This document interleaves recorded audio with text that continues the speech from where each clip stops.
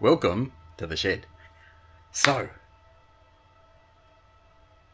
a little intro. I bought 4 batteries off Facebook Marketplace. I wanted to test them out. They were secondhand. They said that they were degraded a bit. Wasn't much history with them, but I used them for a little while, and they seemed quite good for how much they cost. And he didn't have any more available. He reserved them, bloody. But a month or two later, he contacted me, said, "I've got batteries available," and I said, "Yes, I'll take. How many have you got? How many can I have?" And I asked if I could have 12. And when I got there, I asked if he'd do a deal for 16. And the deal was 16 12-volt lithium polymer batteries for 16... sorry, I've mucked this up. 16 LifePo batteries, 240 amp hours each, 12 volt in each module. I got them for $125 each when you calculate it out. So $2,000 for 16 batteries at 240 amp hours. So that's around, if they had full capacity, that's around 45 kilowatt hours. Pretty good. So we need to do something with them though. And of course, we need to test them out. I've only tested 4 of the batch, which looked a bit rougher than these ones.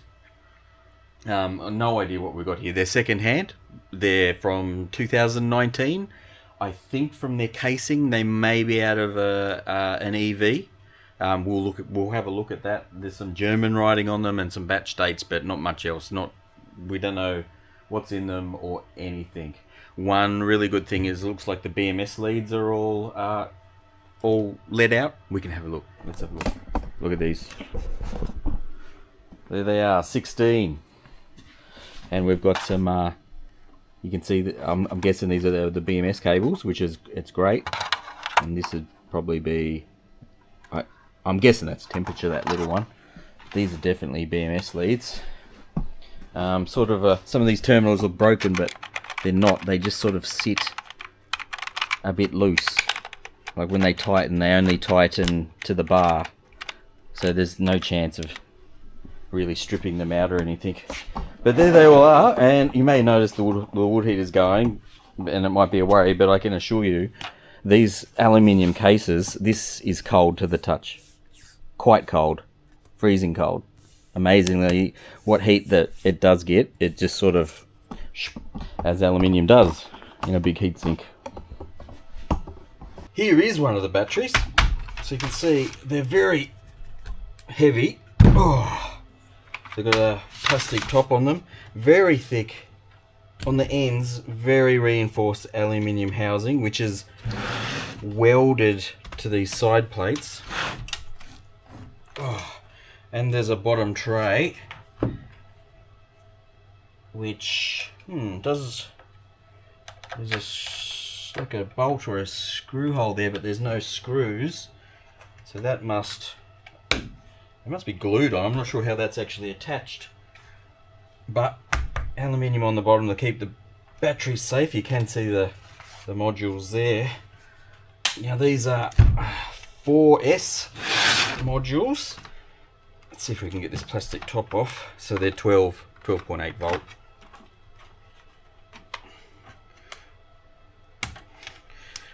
Well, we need a tool. Bum, bum, bum, bum, bum, bum. These plastic covers look like they're... Oh yeah, look at that. They've got little clips. Oh, one's broken.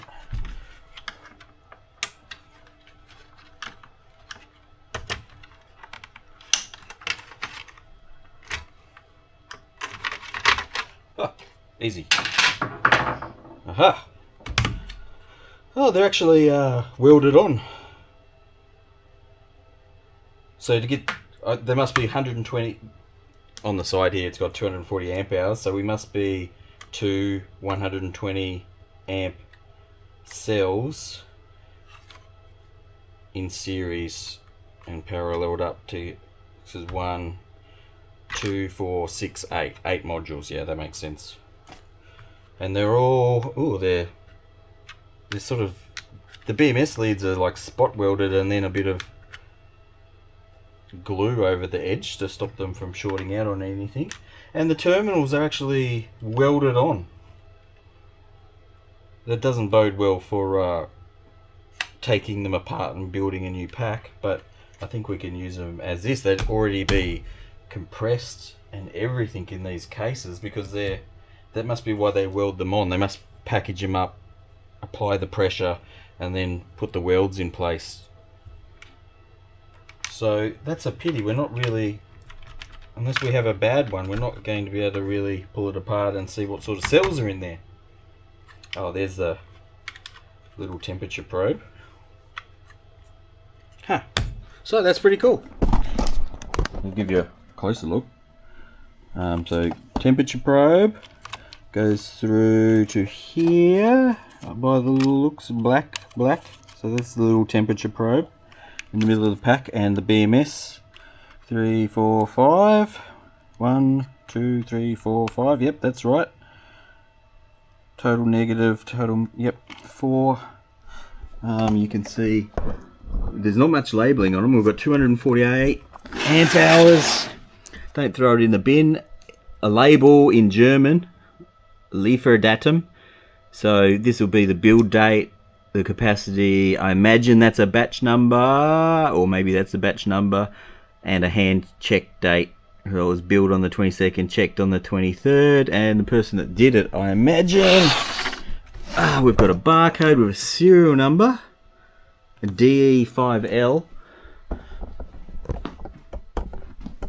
DE, so the DE5 83108. The numbers are different, so that's good.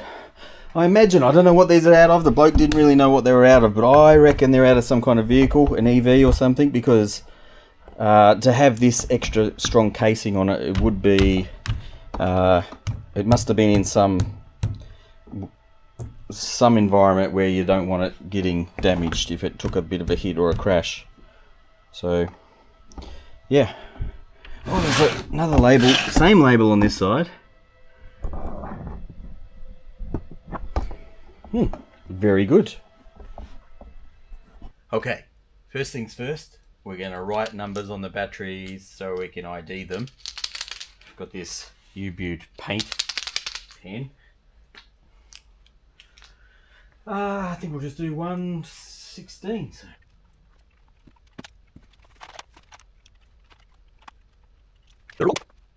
And now, of course, we need to check their voltages, see where they're at. Hopefully, they're at a nice storage sort of rate. How are we going to do this? I think if I just... Yeah, okay. Blah. Oh, alrighty. Let's go old school with a pencil and paper. And my old tricky dicky multimeter. Okay. Number 1. 13 volt. 2. 13.1. 3. 13.1. 13.2. 13.1. 6. 13 volts. 13.1. I'm measuring off the bus bars too. Don't know if it really matters. Let's look. 13.1. Off the top of the nut. Oh, there. Oh, look at that. The top's insulated. It is a lock nut. It will go off the bolt, which isn't really same reading. So it's pretty cool.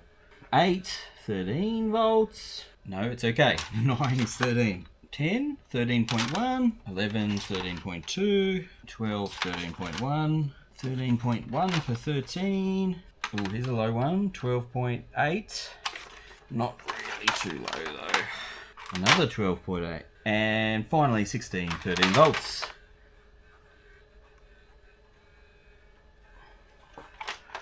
Definitely, the voltages all look pretty good. Hopefully you can see that. We're definitely riding a 13.1 volt average, I'd say. Not bad. Okay, 13 volts, 13.1 volts, 12.8 volts.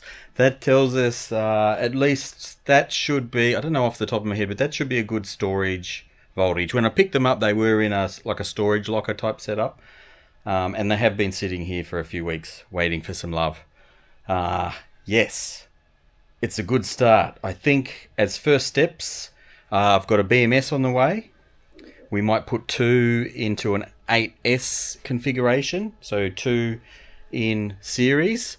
And the shed has a little bit of solar. We can see the LED strip light. There's lots of it. That runs off a laptop 18650 battery that's sitting in that cabinet, unfinished. That's why there's lots of wires poking around up the top there. So to finish it off, I think we'll hook 2 of these up in series, and we're kind of in the middle of... I was in the middle of making solar for the shed separately to the main solar, but this changes things, so maybe I should work directly towards that. But we've got a wire coming in here from an old broken solar panel outside. I'd like to hook that up to 2 of those batteries on a BMS here. We can charge it, we can discharge it, we can see how balanced the cells are and things, and get a general idea of what we're in for. And in the meantime, while that's running the shed, we'll pull this down and we'll fix it. It needs BMSs, it needs the packs balancing, and I should have all the stuff for that. I don't know what I'll do with that, but it's very handy. It's full. It's a bit of a mess at the moment, but let's have a look. You know you want to. Ooh, can you see in there? I'm not going to open it because there's lots of stuff going on up top. It was sitting on top of the heater, but of course it's winter here and it had to move so we can stay warm. So, very nice. If we get 40 kilowatt hours out of them, I mean, that's a lot. That's easily, with no solar coming in, that's like 2 days easy of power for the house. So that's going to be the plan. It's going to be a pretty big project. But I'm going to need some help with things. And I'm hoping to get some comments and suggestions. And yeah, it's going to be very exciting. Can't wait. So yeah, that'll be a good little project in the meantime while I gather funds and planning. There's going to be so much planning to go into this. Maybe we can do a quick little project build while we test 2 of the batteries for the shed running the lights. Yes. What else? So that's it. That should cover it. I want to keep as much as the power that we generate from our solar as we can. I want to keep it on the roof. I want to keep it in the house. I want to keep it in the batteries. I want to feed it back in and just buy as little power as possible. That is the overall goal. I'm sure we're going to have a few little twists and turns on the way. So that's what the channel is going to be. Do it yourself, bits and pieces, and hopefully some learning for all of us, you and me both. There's a lot of people are smarter out there than I am, so, or they'll have a different perspective, and hopefully you'll comment. Please comment if you have anything at all. That's a bold thing to say on the internet, anything, but any constructive things or ideas, I'd love to hear them very much. It's gonna be pretty cool. I can't wait to get just some of them plugged in to run the lights. I love stats and things like that, so there'll be plenty of sensors and home automation thrown in. I need to stop talking. That should be a good first video. This is the very first one. It's taken a little while to get it all together and make the video. And we'll see how we go. So come along for the ride and watch me try to build something. Okay. Enjoy. See you on the next one. Boop boop.